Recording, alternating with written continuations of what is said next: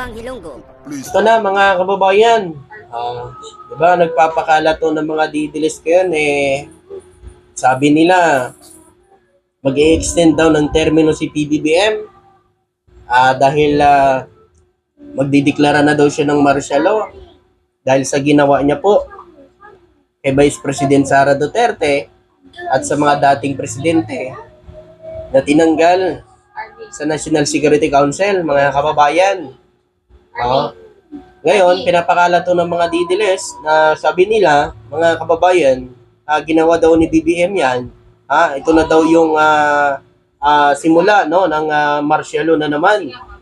Siya sabi ng mga didiles, mga kababayan, pinapakalat nila. So tinanggal lang si Vice President Sara Duterte sa National Security Council. So martial law na daw kaagad, mga kababayan, para daw humaba ang termino ni PBBM, sabi ng mga didiles. Hindi ho yan totoo, mga kababayan. Una-una sa lahat, hindi naman ho magulo ang Pilipinas. Wala naman ho nangyayaring kaguluhan ho dito sa Pilipinas, mga kababayan. Pero bakit siya sabi nila na magkakaroon po ng martial law? Meron bang kaguluhan na nangyayari dito sa Pilipinas? Meron patayan na nangyayari? Wala namang ganun Titingnan natin mga kababayan, yung past administrasyon. Yun talaga, mga kababayan, kung titingnan natin kasi maraming namamatay, halos araw-araw meron. Ngayon, meron bang ganun, mga kababayan? Walang ganun, mga kababayan. Walang gulo rito na nangyayari sa Pilipinas ngayon.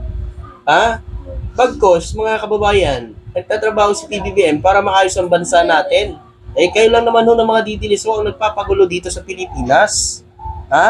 Pero inyo, nagpapakalat pa kayo ng fake news na sinasabi ninyo na may virus na naman sa China, mga kababayan. Nagpapakalat sila, mga kababayan natin. Aware po kayo. Fake news po yan, yung pinapakalat nila na may virus daw na kumakalat ngayon sa China. Hindi po totoo yun, mga kababayan. Fake news yan. Confirmed po yan ng DOH natin, mga kababayan, na wala kong gano'n na virus na sinasabi nila na malala daw na virus. Hindi po totoo yun, mga kababayan. Ito'y ginagawa lang nila para guluhin ang Pilipinas. Ganyan ang ginagawa ngayon ng mga didilis, mga kababayan, ginuguluhan nila ang Pilipinas. Kasi alam niyo kung bakit nila ginugulo ang Pilipinas. Nakikita ko kasi, mga kababayan, ngayon, na mas okay po ang kalagayan ng Pilipinas kaysa nakaraang past administration, mga kababayan. Mas okay ang nangyayari ngayon sa bansa natin. Biruin niyo ba naman, mga kababayan? Eto sa lahat nating mga viewers. Sa buong kasaysayan, sa ilang presidente ang nagdaan, merong kinita ang Pilipinas sa loob lang po ng mula January hanggang September ay may pumasok na revenue, mga kababayan, ay 4.423 trillion, mga kababayan. Yung kinita nitong 2024. Pero niyo yan, kung gaano kalaki. Ayon pa nga kay Secretary ng Finance na si Ralph Recto, mga kababayan, makasaysayan ang ginawa ni PBBM. Sinabi mismo yan ng Finance na si Secretary Ralph Recto, mga kababayan, na si PBBM lang ang nakagawa niya na ganyang kalaking kinita ng Pilipinas sa mga investors at sa mga tourism dito sa bansa natin na pumunta, mga kababayan. So meron ba nakagawa niyan? Meron. Nagbaon ng utang ng Pilipinas. So hindi totoo yun mga kababayan. Pinapakalit nilang fake news dahil daw gusto ni BBM ma-extend ang termino niya. Sa akin lang, mas gustuin ko ma-extend pa si PBBM, mga kababayan. Kasi siyempre nakikita natin sa kanyang pamumuno, gumaganda ang Pilipinas at talagang tumataas ang ekonomiya natin.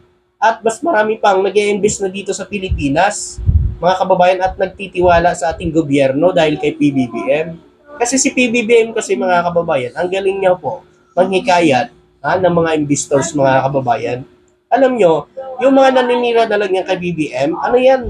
Mga strategy nila yan para siyempre, mga kababayan, nasasapawan na sila, lalo-lalo na yung mga nasa kabila.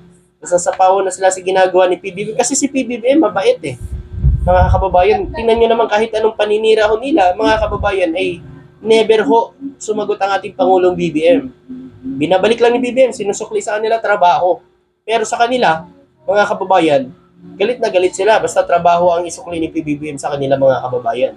Diba? O ito pa, Ito yung sinabi ni PBBM, Pangulong Bongbong Marcos, walang balak na magdagdag ng termino at martial law. Ayan, nakikita nyo? Ha? Kaya hindi ho yung totoo yung sinasabi ho ng mga nasa kabila na dahil gusto daw ni PBBM na ma-extend ang kanyang termino, mga kababayan, at mag-martial law. Hindi ho totoo yun, mga kababayan. Fake news po ang pinapakalat nila, mga kababayan. No? Alam nyo sa lahat natin mga kababayan, ang nais lang ho ni PBBM, mapaganda ho at mapabuti ang bansa natin. Yun po ang hangad ng ating Pangulo. Pero bilib nga ako kay PBBM mga kababayan, alam nyo kung bakit? Sa lahat na presidente, siya lang ang may pangarap para umunlad at bumangon ito ang bansa natin. Kaya itong tinawag niya na bagong Pilipinas, lahat tayo, sama-sama tayong babangon muli. Yun nga lang kasi, mga kababayan, may lumihis ng landas. O ang hindi na pagbigyan, yun, siniraan si PBBM. Pero hindi siya hadlang sa pangarap po ni PBBM para sa mga Pilipino at sa buong Pilipinas. Kahit lumihis man sa ng landas, hindi sa kalaking kawalan, mga kababayan. Hindi sa importante. Ang importante ho sa obligasyon ng ating Pangulo ay para maiahon ho sa hirap ang bansa natin at nakikita na ho natin yan, mga kababayan. Pero yun, number 1 tayo sa pinakamataas na ekonomiya dito sa Asia, mga kababayan. Pero nyo yan. Oh.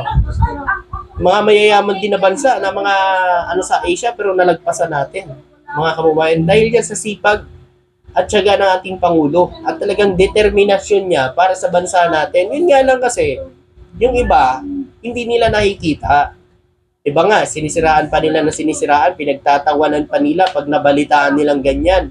Tapos meron pang nag-post, mga kababayan, sabi niyo, si BBM daw, pumupunta sa ibang bansa para manghikayat ng mga investors, yung mga mayayaman negosyante. Tapos, nag-invest lang daw sa Davao. Nagtataka ako, mga kababayan. Sabi ko, saan ba ang Davao? Sa China? Mga kababayan, nasa China ba yung Davao? Oh? Yun yung pinagyayabang ho siguro ng mga nasa kabila, mga kababayan. Dahil si BBM daw nang hikayat ng mga investors, tapos wala daw nag-invest dito sa Pilipinas, tapos sa Davao lang daw nag-invest. Saan ba nasakop ang Davao, mga kababayan? Sa China? Mga kababayan? Sa China ba yon? Ay palibhasa kasi, mga kababayan, nung panahon po nila, wala human lang natanggap na investment. O, walang nag-invest doon sa Davao, mga kababayan, nung past administrasyon. O, salamat kayo dahil kay PBBM nagtiwala ang mga investors dyan sa Davao. Yung nagtiwala yung mga mayayaman negosyante sa ibang bansa na mag-invest din sa Davao dahil yan kay PBBM. Hindi ho yan dahil sa mayor ninyo. Ano bang ginawa ng mayor ninyo? Pumunta ba yan doon sa ibang bansa para manghikayat? Hindi. Si PBBM pumunta sa ibang bansa, hinikayat ang mga mayayaman negosyante, nirepresent niya lahat na sakop ng Pilipinas. Hindi lang o isang lugar, kundi lahat na sakop ng Pilipinas. Aba, sa China ata yung Davao, mga kababayan. Bakit kaya ganun ang komento nila? Kasi natatawa ako sa komento na yun, mga kababayan, at pinagmamayabang niya pa, mga kababayan. Grabe naman, sabi ko. Magkakaroon ba kayo ng investment yan kung hindi dahil kay PBBM? Mga kababayan? Hindi naman ho pumunta ko yan si Mayor yung pumunta ng ibang bansa para maghikayat ng mga investors doon. Kundi ang Pangulo natin. Si PBBM pumunta sa ibang bansa, hinikayat ng mga mayayaman negosyante at dinala lahat, no? Dinala ang Pilipinas. Ibig sabihin yun, lahat na lugar dito sa Pilipinas. Kasama na ho ang Davao ninyo dyan. Si PBBM kasi, wala ho sa kanya yung pamumulutika, mga kababayan. Pero inyo, papagawa siya ng proyekto, Luzon, Visayas, Mindanao, meron sa mga proyekto. Hindi lang ho sa isang lugar. Hindi lang ho sa lugar nila sa Ilocos. Hindi katulad nakaraan. Ako siya sabi, punta kayo ng Davao, napakaganda ng Davao. Ginawa ni Digong dito. Bakit? Si Digong ba? Sa Davao lang ba nagpresidente? Hindi ba sa buong Pilipinas? Kaya pala pinagmamayabang nyo, yan lang pala pinapaganda ng amo nyo. Yung Davao, hindi yung buong Pilipinas. Oh. Ngayon mga kababayan, sa ginagawa ni PBBM ngayon, tapos sasabihin nyo, magmamarsyalo at mag-i-extend si PBBM. Kung gusto ko nga ma-extend pa si PBBM ng kanyang termino mga kababayan kung maganda naman ang ginagawa niya sa bansa, bakit naman hindi? 'Di ba? At nakikita natin maganda naman talaga. Tulad nito mga kababayan, babasahin ko investment at jobs outlook sa pagitan ng Pilipinas at Germany mas gumaganda. Grabe talaga. Mayaman na bansa yan, Germany mga kababayan. Biruin nyo yan. Ano? Nagawa ba yan nila? Meron bang ganyan? Kasi si PBBM, mga kababayan, gusto niya talagang tulungan ng bansa natin. Kaya nga lahat kinakausap niya lahat ng mga mayayaman din na bansa. Mga kababayan, para talagang makatulong sa bansa natin. Yun ho ang hindi ho nakikita ng iba. Yun ho ang hindi nila nakikita, ang ginagawa ni PBBM para matulungan ng bansa natin. Kaya hinihikayat niya, mga kababayan, yung mga lakad niya noon. Kapag hinihikayat niya sa mga mayayaman na bansa, lalo sa mga mayayaman na negosyante sa iba't ibang mga bansa. Yan na yan mga kababayan biruin nyo, Germany. Ano bang bansa yan? Mayaman na bansa ho yan, mga kababayan. Diba? Biruin nyo, Germany, mayaman na bansa yan, mga kababayan. Pero nagtitiwala na sa bansa natin. Yun na yung sinasabi natin na dahil sa kay PBBM, mas lalo pa nakikilala ang bansa natin sa buong mundo. Dahil kay PBBM yan mga kababayan. Siguro naman aware kayo doon sa review nyo na inita ko ng bansa natin mga kababayan kasi lagi ko kong binablog yan, pinapakita. Pero sa mga didilis po, ay wala na ho yan. Hindi ho sila naniniwala dyan mga kababayan. Pero ang ginawa ko ng Germany na pagtulong sa bansa natin, hindi lang ho Germany, marami hong bansa mga kababayan ang nag-invest na dito sa bansa natin at talagang nakakatulong, at talagang tumataas ang ekonomiya ng bansa dahil sa pag-invest ng iba't ibang mga bansa, yung mga mayayaman na negosyante dito sa bansa natin mga kababayan, At ito pa mga kababayan, ayan mga kababayan. Ayan unemployment rate 3.2%. So yan po yung mga walang trabaho mga kababayan. Yung mga walang trabaho Ito naman, employment rate 96.8% mga kababayan sa mga Pilipino ay meron trabaho. Yan lang po ang mga walang trabaho. Baka yung mga didilis po yan, yung mga tamad na didilis mga kababayan na panayreklamo, Baka yung mga didilis yan, mga kababayan. Ito, bilang ng mga walang trabaho sa bansa, muling bumaba. Kasi yan, mga kababayan, konektado yan Yung investment na pumapasok dito sa bansa, nag-create ng trabaho yan, mga kababayan. Nag-create ng trabaho yan para mga kababayan, magkaroon ng sapat na trabaho ang mga Pilipino. Kaya, akala nyo, may mag-invest dito sa Pilipinas, ganun-ganun lang, wala hong nangyayari. Isa po yan mga kababayan, ang magkaroon ng sapat na trabaho ang mga Pilipino dahil po yan sa mga mayayaman na mga investment, mga investors na pupunta dito sa bansa natin mga kababayan. Pero yun ang baba na 3.2% na lang mga kababayan ang walang trabaho. Sana next year mababaan pa yan mga kababayan. So ano na naman kayo sasabihin ng mga didiles mga kababayan?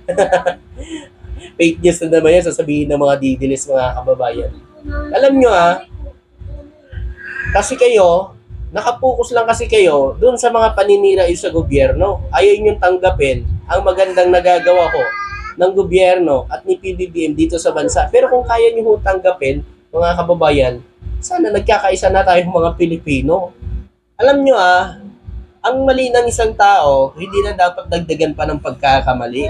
Nagkamali sila Hindi naman pwede na sagutin sila ni BBM. Si BBM naman ang mananagot sa taong bayan. At saka sabi ni BBM wala na sanang problema kung may papaliwanag ho ng maayos yung confidential fund, di ba? Hindi na ho kasalanan ni PBBM yun. Doon lang naman ng punot dulo nun mga kababayan Hindi niya maipaliwanag kung saan napunta ang confidential fund. Yun lang yun. Alam nyo ba, isa yun sa mga gagamitin ata sa impeachment kay Vice President Sara Duterte, ang confidential fund na yun, mga kababayan. Kaya sana ho, sa mga kababayan natin, no?